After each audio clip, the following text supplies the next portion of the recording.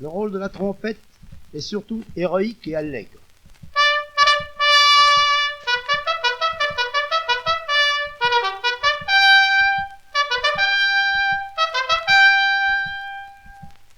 Mais on peut en tirer dans la douceur des effets puissamment expressifs.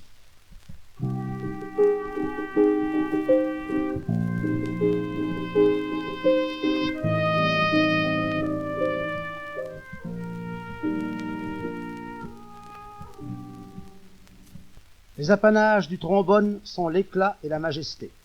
Dès qu'il intervient, ce bel instrument donne une impression de puissance et de grandeur.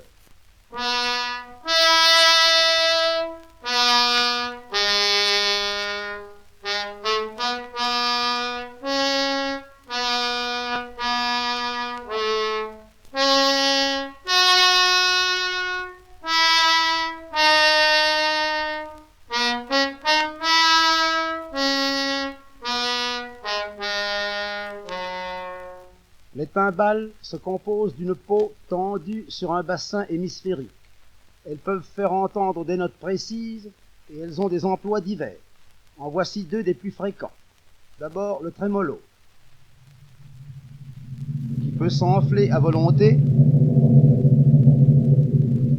ou décroître jusqu'au pianissimo le plus discret. Voici ensuite un rythme bien marqué sur deux notes différentes.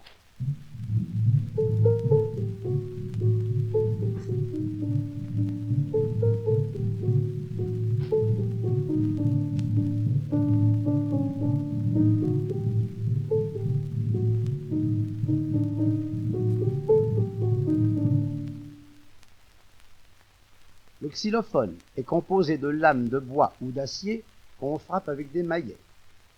Saint-Saëns en a fait un usage célèbre et curieux dans la danse macabre, où il lui fait imiter des ossements humains qui s'entrechoquent.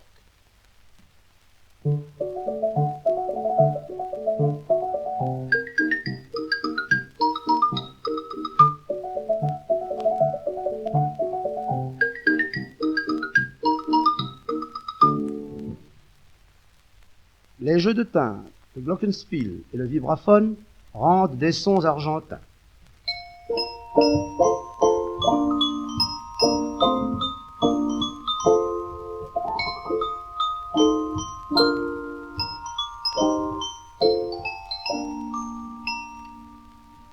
Le célestat est limpide, aquatique et cristallin.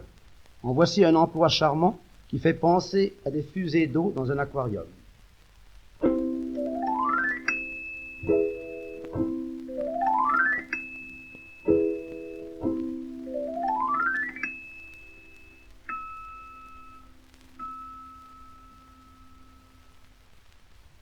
Terminons cette énumération par la harpe.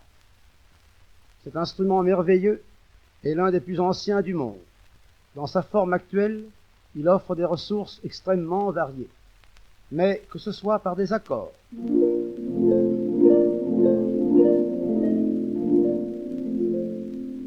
par des effets lumineux de glissando, ou par des arpèges,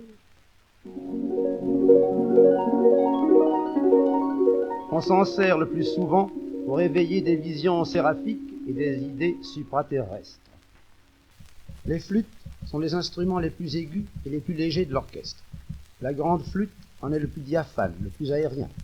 Ainsi qu'il arrive pour tous les instruments, son caractère change d'après ses différents registres.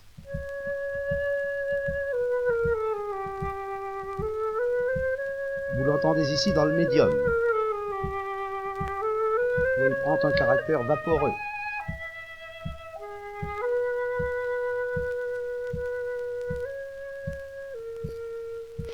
Dans le haut, elle est agile et brillante.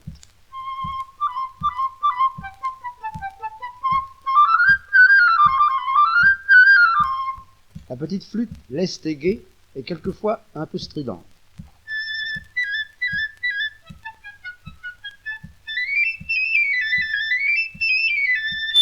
Le hautbois, au timbre clair et légèrement nasillard, évoque des images agrestes.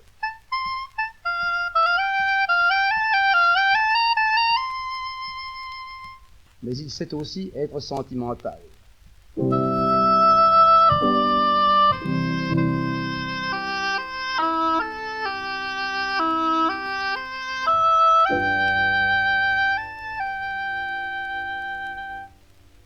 corps anglais est en hautbois plus lourd et d'un caractère profondément mélancolique.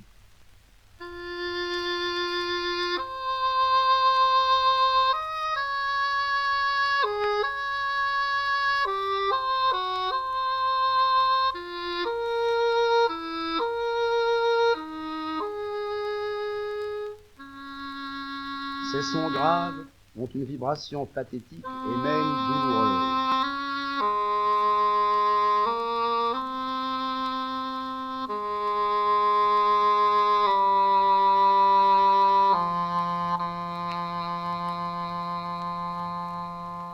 La clarinette, grâce à sa très grande étendue et à son timbre riche et varié, est un des instruments les plus utiles de l'orchestre.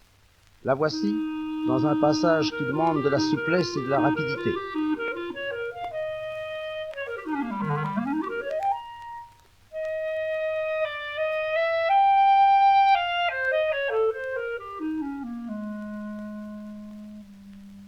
La voici maintenant dans un fragment expressif et calme.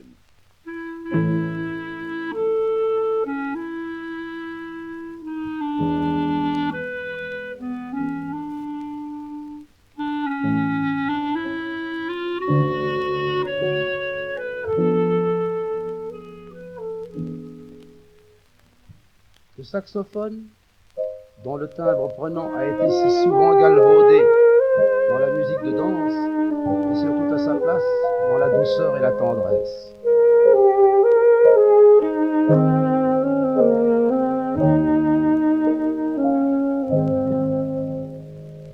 Le basson est mâle et chantant.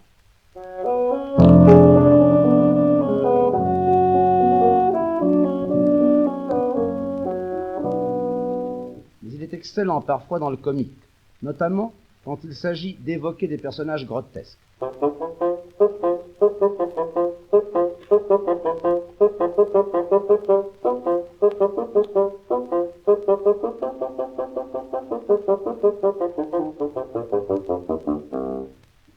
Le corps emprunte des physionomies sonores très différentes et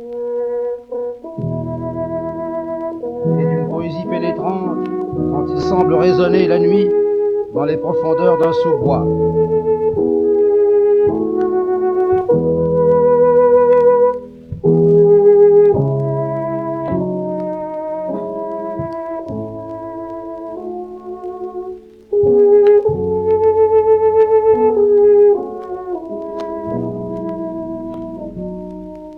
Par contre, il est entraînant et joyeux quand il entonne fièrement une fanfare de chasse.